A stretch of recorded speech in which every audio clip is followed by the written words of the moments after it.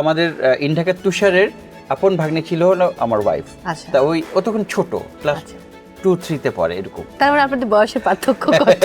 ভালোই, not less than 10-11। তো খুবই, it's okay, completely okay, no problem. ওটাই। আর ওই সময়টা 5-7 বছর ডিফারেন্সটা নর্মাল।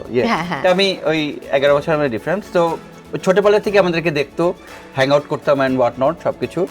তা ওই একটা পর্যায়ে সে আমার প্রেমে পড়ে যায়। ও আপনি পড়েননি, এটা কিন্তু খুব আপত্তিকর।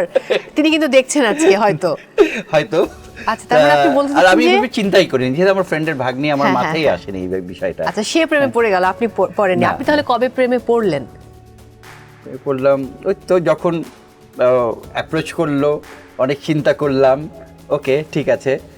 কিন্তু তখন কি বন্ধু কোনো ঝামেলা করেছিল যে এই আমার ভাগ্যির সাথে হচ্ছে না ব্যাপারটা? না, আমি সরাসরি যখন ও অ্যাপ্রোচ করে আমাকে, আমি সরাসরি আমার বন্ধুকে জানিয়ে দিই আচ্ছা। যে এই হলো সিচুয়েশন, হোয়াট ডু ইউ সে। তখন ও একটাই কথা বলে যে it's your life, or life, তোমরা যদি মনে করো তোমরা ঠিক থাকবা, ভালো থাকবা, সুখে শান্তিতে থাকবা, go ahead, I have no problem. আপনি বলছেন যে ভাবি আগে অ্যাপ্রোচ করেছিল, আপনি না, বাট আমার কাছে মনে হয় আপনারও ভালো লাগা ছিল, না হলে আপনি তাহলে অ্যাকসেপ্ট করলেন কেন?